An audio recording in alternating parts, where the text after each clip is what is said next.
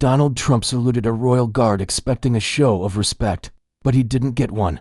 The guard didn't move, didn't blink, and especially didn't salute back. Trump didn't take it well and said, "Figures you left your own behind in Kabul too." That's when the royal guard broke protocol and exposed exactly what had happened in Kabul that day. Want to know how it all unfolded? First hit subscribe and drop a comment telling us where you're watching from, especially if you're in the UK or us. Now, without further ado, let's get into it. You know that particular kind of London morning where the sky can't decide what it wants to be gray. Clouds hanging low like they're considering rain but can't quite commit to it. And there's just enough chill in the air to make you glad you brought a jacket? That's exactly what greeted the handful of tourists gathered outside Buckingham Palace on what was supposed to be a quiet Tuesday. The palace hadn't planned for a media day. Hell, they'd barely planned for a visit at all. But when Donald Trump's people called the Ministry of Defense the night before announcing he'd be dropping by for a courtesy visit, well, you don't exactly tell a former US president to reschedule. What they'd really wanted, though nobody said it outright, was the photo op, the handshakes, the salutes, the kind of footage that plays well in cable news and social media feeds. So there they were, scrambling to assemble a minimal guard detail with less than 12 hours notice. No fanfare, no ceremony, just presence. Just the kind of quiet dignity that makes Buckingham Palace what it is. Lance Corporal Callum Fraser stood second from the right at the main gate, his crimson tunic pressed sharp enough to cut glass. 26 years old, clean-shaven, jaw set with that particular kind of stillness that only comes from serious military training. His tall burskin had remained perfectly positioned despite the morning breeze, and beneath its shadow his eyes held that 1,000-yard stare that tourists always tried to break with silly faces and loud comments. Fraser had stood guard here dozens of times before for genuine heads of state, for ceremonial processionals, for the kind of diplomatic visits where protocol mattered and respect was earned, not demanded. But this morning felt different. This morning he was about to stand still for a man he could never salute. At precisely 11:06 a.m., the convoy of black Range Rovers swept through the palace gates like they owned the place. Tinted windows darker than sunglasses, that unmistakable air of American diplomatic authority, and enough security personnel to make you wonder who exactly they thought they were protecting him from. Trump stepped out of the second vehicle with all the subtlety of a campaign rally entrance, chest puffed, chin lifted, scanning the courtyard like he was mentally calculating real estate values. Behind him trailed the usual entourage aides with nervous smiles, a handheld camera crew trying to look official, and two PR staffers dressed like they were auditioning for a spy movie. He stopped halfway across the gravel courtyard, took one look at the guards positioned at precise intervals along the palace perimeter, and let out a dismissive snort. "Bit theatrical, isn't it?" he announced loud enough for his team to hear every word. "All this standing around in costumes, you'd think they'd have modernized by now." His voice carried that particular quality of someone who'd never learned the difference between being heard and being listened to. Captain Fiona Harland, standing nearby in her mod dress uniform, kept her expression neutral and her eyes forward. She'd dealt with difficult visitors before, but something about this one's casual disrespect for centuries of tradition made her jaw tighten almost imperceptibly. Fraser didn't react, not yet, but the morning was young, and the real show hadn't even started. Trump didn't walk across that courtyard, he swaggered. Every step carried the weight of someone who'd spent his entire life expecting doors to open and people to step aside. To the tourists pressed against the iron gates, phones already rising to capture whatever was about to happen. It probably looked like just another celebrity moment, but inside that secure perimeter, every uniformed officer could feel the temperature changing. "Look at this setup," Trump muttered to one of his aides, gesturing broadly at the palace facade. "Tremendous architecture, don't get me wrong, but imagine what you could do with this space if you weren't stuck in the past. Golf course in the back garden. Maybe some modern security instead of guys in Halloween costumes." The aide managed a weak chuckle, the kind of sound people make when they know they're supposed to laugh but can't quite figure out why. As Trump approached the line of royal guards, he made a show of examining each one like they were museum pieces. "These boys still mourning the empire," he said, not even bothering to lower his voice. "All this silence, it's like a funeral for colonial pride." More forced laughter from his entourage, the kind that echoed hollowly against the ancient stones. Captain Harlan's mouth tightened at the corners, but her professional composure never wavered. Behind the palace gates, a few tourists exchanged uncomfortable glances. Even they could sense that something about this felt wrong. Trump paused, in front of the first guard, leaning in with exaggerated curiosity. I was told not to touch them. Something about sacred duty and centuries of tradition, right? He chuckled, the sound sharp against the morning air. But you'd think they'd at least acknowledge someone who knows what real leadership looks like. The cameras clicked and whirred, capturing every moment for whatever news cycle would digest it later. But the guards remained perfectly still, unmoved by the performance unfolding in front of them. Trump moved to the second guard, a younger trooper whose face remained as impassive as carved marble. Any of you even blink? Or is that against regulations too? Still nothing. The wall of red and black might as well have been part of the palace architecture itself. And then Trump reached Fraser. Something made him pause, something in the way this particular guard held himself. Not like someone playing a role, but like someone who'd earned the right to wear that uniform through something harder than standing still for tourists. Trump studied Fraser's face for a long moment, his expression shifting from casual mockery to something that might have been genuine curiosity. "What's your story then?" he said, voice dropping lower but still audible to the growing crowd. "You look like someone who's actually seen some dirt, but I guess now you just stand here like a museum piece, right?" Fraser's eyes remained fixed on that distant point that guards are trained to focus on. If Trump's words had any effect on him, there was no outward sign of it. But Trump wasn't finished. He never was. "You know what the problem is with old traditions," he announced, turning slightly to address both his team and the gathered onlookers. "They protect statues more than they protect soldiers." It was a deliberate provocation, delivered with that trademark smirk that suggested he was just getting started. The temperature in the courtyard seemed to drop a few degrees, and even the tourists outside the gates had stopped taking selfies to watch whatever was unfolding. Fraser remained perfectly still, but if you knew what to look for, if you understood the subtle signs of a soldier under pressure, you might have noticed the almost imperceptible tightening of his jaw.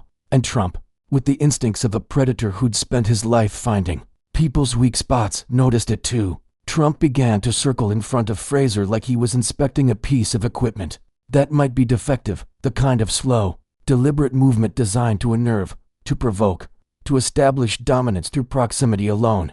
"You know," he began, brushing an imaginary speck of dust off his navy blazer, "I've been to military parades all over the world, some of the best you've ever seen. Tremendous displays of real power. But you Brits," he shook his head with exaggerated disappointment, "you really take the cake with this mannequin act." He paused, letting his words sink in before continuing.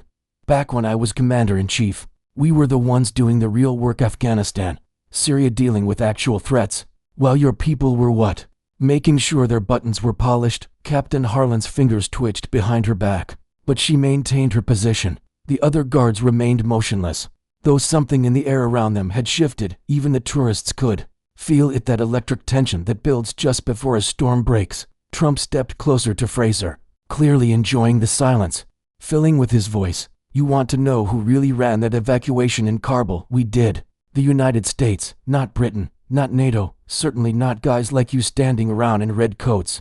Fraser didn't blink, didn't twitch, but there was something in his stillness now that wasn't just ceremonial discipline. It was control, the kind that takes enormous effort to maintain. "While you people were busy with your protocols and your tea breaks," Trump continued, his voice taking on a sharper edge, "American soldiers were pulling your contractors out of the fire, cleaning up the mess your side couldn't handle." He let the words hang in the air like smoke from a gun barrel. The insult was deliberate, calculated, designed to get under the skin of anyone who'd served. But Fraser's expression remained as unreadable as carved stone.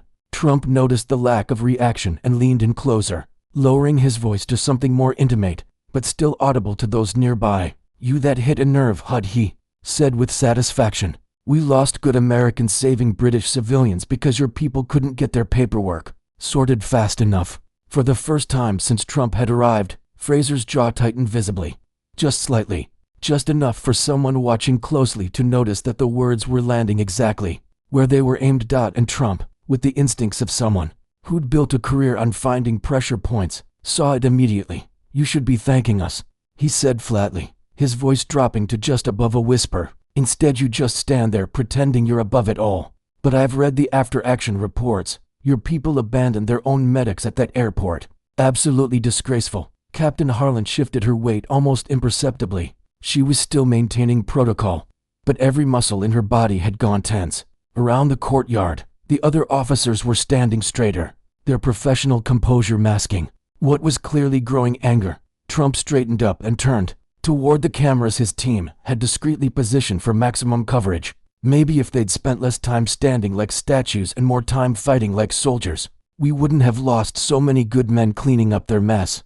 The words hit the courtyard like a physical blow. Even the tourists outside the gates seemed to recoil, sensing that they had just witnessed something that crossed a line they didn't fully understand. Fraser still didn't speak, but his silence had transformed from ceremonial discipline into something else entirely, something that hummed with barely contained energy.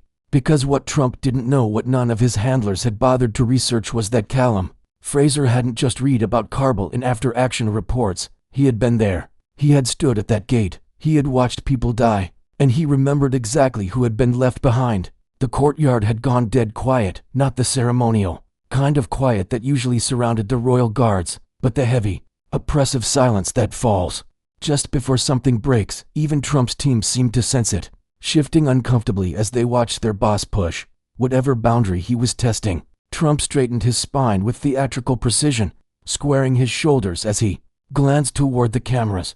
The gesture was practiced, presidential, designed for maximum impact. He turned back to Fraser with the kind of smile that never reached his eyes. "Well," he announced, his voice rising just enough to carry across the entire courtyard, "let's give them something worth filming."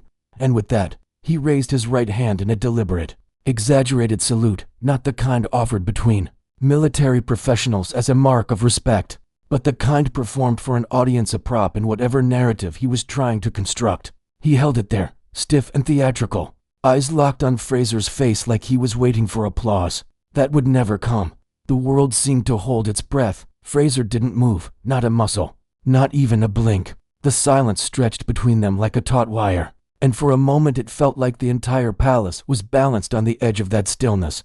Trump held the salute longer than any genuine gesture would require, long enough for the photographers to get their shots, long enough to make the moment feel forced and uncomfortable. Then he lowered his arm slowly, his lips pursing in mock disappointment. "Rude," he muttered, loud enough for the microphones to pick up. "I saluted you, soldier. That's called respect. Maybe look it up sometime." Fraser remained motionless, his gaze fixed on that distant point that guards are trained to focus on. But something in his stillness had changed. It was no longer passive. It was active resistance in its purest form. Trump took a step closer, close enough now that only inches separated them. His voice dropped into a low, acidic whisper that somehow carried to every corner of the courtyard. "Must be loyalty to that old woman with the crown. Or maybe it's just cowardice dressed up in red." The insult landed like a slap across the entire guard detail. Behind Trump, even his most sycophantic aides shifted uncomfortably. This had gone beyond political theater into something darker, more personal. But Trump wasn't finished. He never was. He turned slightly, addressing both the guards and the growing crowd of onlookers who had pressed themselves against the palace gates to witness whatever was unfolding. "Here's the thing about your precious tradition," he announced, his voice carrying across the ancient stones. "You wear these fancy uniforms, carry these rifles, but what do you actually protect? Ghosts, statues. You can't even move without permission from some dusty old rule book." Then back to Fraser, his eyes narrowing with predatory focus. "I could say anything to you right now, couldn't I? And all you do is stand there like a toy soldier because that's all you are. Decoration for the tourists." But Fraser's silence wasn't submission, not anymore. It was something far more dangerous, discipline under extreme pressure. The kind forged in places where holding your position could mean the difference between life and death for the people depending on you. And though his mouth hadn't moved, something in his stare had shifted, like a fault line under pressure, invisible but undeniable to anyone who knew how to read the signs. Trump could feel it too. That much was obvious from the way he took a half step back, the kind of involuntary movement you make when you realize you've pushed against something that might push back. For just a moment, uncertainty flickered across his face, then it was gone, replaced by that familiar blend of arrogance and irritation that had carried him through decades of confrontations. He wasn't done yet, not by a long shot. Trump's momentary retreat lasted exactly as long as it took him to realize people had noticed it. His jaw tightened and he stepped forward again with deliberate aggression, closing the distance between himself and Fraser until he was standing closer than any tourist would dare. "You people," he began, his voice louder now, carrying across the courtyard like he was addressing a rally. "Love to talk about duty and honor, real poetic stuff, but let's talk about reality for a minute." He gestured sharply toward Fraser, close enough that his finger nearly touched the guard's crimson tunic. "I know exactly what happened in Kabul. Your commanders were on the radio begging us for air support while your people ran for the evacuation. Planes like their hair was on fire." Fraser didn't move, but that subtle tightening around his eyes was back, the only sign that Trump's words were finding their target. British officers literally crying over the comms, asking America to clean up another mess you couldn't handle. Trump's voice dropped to a venomous whisper. "We saved your contractors. We pulled out your intelligence assets when your own helicopters wouldn't even fly. And what did we get for it? Blame, criticism, headlines written by cowards in London newsrooms who never heard a shot fired in anger. The insults were landing with surgical precision now, each one designed to cut deeper than the last dot around the courtyard." The other guards maintained their positions, but the tension was building like pressure in a steam boiler. "And you, Trump," continued, stepping even closer to Fraser, "standing here in your ridiculous costume, pretending like you can't hear me. You should be the first one to say thank you, because without America, your people would still be rotting in that desert." Fraser's silence stretched between them like a loaded weapon, but Trump mistook it for weakness, for submission. He couldn't have been more wrong. "I heard about your people," Trump pressed on, his voice thick with satisfaction at finally getting a reaction. "Medics left behind at the gate, local staff abandoned, some British woman in a hijab crying while your people walked away. You think that's America's fault?" And that was the moment Fraser spoke. "We had a medic." The words cut through the air like a gunshot, low, cold, and absolutely clear. It was the first sound Fraser had made all morning, and it stopped Trump mid-sentence. "Leela Khan, British citizen, NHS-trained trauma surgeon. She'd saved dozens of our people in Helmand province." Fraser's voice was steady, controlled, but underneath, there was something that made the hair on the back of your neck stand up. She wore a Union Jack on her sleeve and a UK identification badge on her chest. Trump blinked, clearly caught off guard by the sudden shift he'd been expecting. Silence, submission, maybe some stammered excuse. He wasn't prepared for this quiet, devastating precision. "We brought her to that gate ourselves," Fraser continued, his eyes still fixed straight ahead, never looking directly at Trump. "Your security contractors turned her away twice. Said she wasn't on the approved list." The courtyard had gone so quiet you could hear the flag snapping in the breeze. "Above the palace walls, she died 20 meters from your checkpoint. Shrapnel from a suicide bomber. While your people were loading VIPs onto helicopters and sealing the doors behind them." Trump tried to recover, tried to regain control of the narrative. "That's not. We had protocols, security procedures. You can't just. She wasn't some random refugee." Fraser's voice cut through the excuse like a blade. "She was one of ours. She'd earned her place at that gate through 3 tours of duty and more saves than I can count." Fraser's chin lifted just slightly, and for the first time since Trump had arrived, he turned his head and looked directly at him. The movement was small, controlled, but it carried the weight of absolute moral authority. "She died wearing our flag while yours refused to read her identification." The silence that followed wasn't just quiet, it was the complete absence of sound, as if the entire world had stopped breathing to listen to what came next. And Donald Trump, for perhaps the first time in his public life, had absolutely nothing to say. The silence afterward was unlike anything that courtyard had ever held. Not the ceremonial quiet of changing guards or state occasions, but the profound hush that follows a truth so absolute it leaves no room for argument, no space for spin or deflection. Captain Harlan didn't move from her position, but her expression had shifted subtly. Every mod officer in the courtyard was standing straighter now, their professional composure masking what was clearly deep, righteous anger. Even Trump's team had gone motionless. The camera crew slowly lowered their equipment, suddenly uncertain whether they should be filming this at all. The aide nearest to Trump was staring at the ground, his face flushed with what might have been shame. But Fraser wasn't finished. He didn't shout. He didn't step forward aggressively or abandon his post. He simply stood there in perfect military bearing and delivered the kind of quiet devastation that only absolute truth can provide. I stood at attention while you mocked our traditions, he said, his voice carrying clearly across the stone courtyard.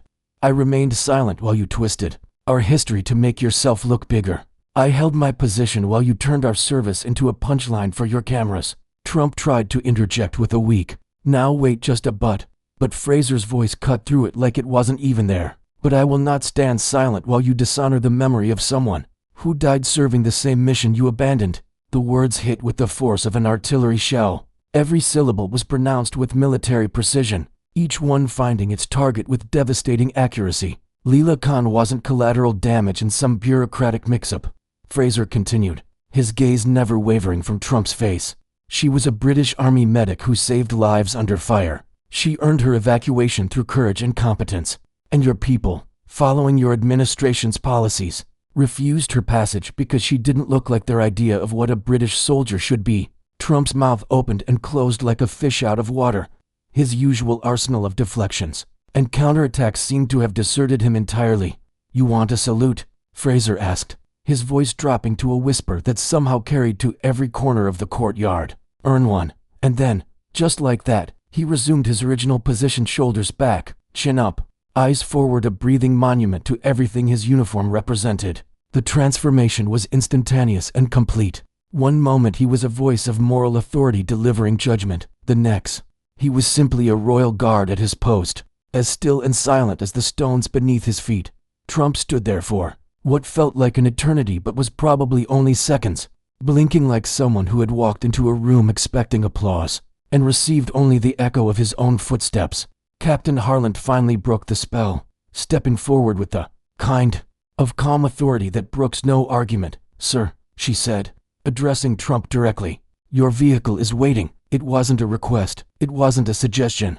It was a statement of fact that somehow managed to be both perfectly polite and completely final. No one moved to punish Fraser. No one needed to, because in that moment, surrounded by centuries of tradition and duty, he was the only person in that courtyard who had remembered what the uniform really meant.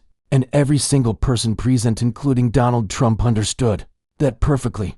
Trump stood there a moment longer than dignity should have allowed, his usual confidence seeming to leak out of him like air from a punctured balloon. His aides were already moving with the subtle urgency of people who needed this moment to end as quickly as possible. The camera crew had stopped filming entirely, some of them actively avoiding eye contact with anyone. One technician quietly switched off his equipment's battery pack, the small click sounding unnaturally loud in the profound quiet. Captain Harland didn't need to repeat herself.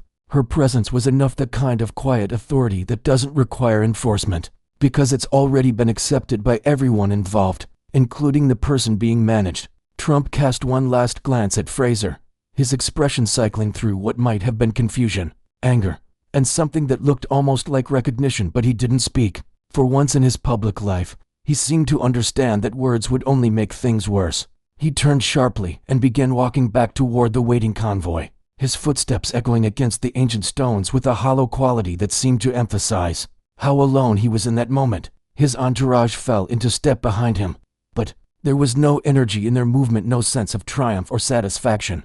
They looked like people leaving a funeral as the small procession moved toward the palace gates. Trump reached up to adjust his collar with an irritated gesture, muttering under his breath just loud enough for those nearby to hear, "Ungrateful little island." Harland heard it. So did several mod officers positioned near the archway. But no one responded. They didn't need to. The words hung in the air like the petulant complaint of a child who hadn't gotten his way. And everyone present understood them for exactly what they were. Back at his post, Fraser hadn't moved so much as a millimeter. His eyes remained fixed on that distant point that guards are trained to focus on. His posture immaculate, his breathing steady and controlled. To anyone arriving now, he might appear to have been standing exactly like this for hours, untouched by drama or controversy. But everyone who had witnessed what just transpired knew better. They had seen something that couldn't be captured in a photograph or reduced to a social media clip.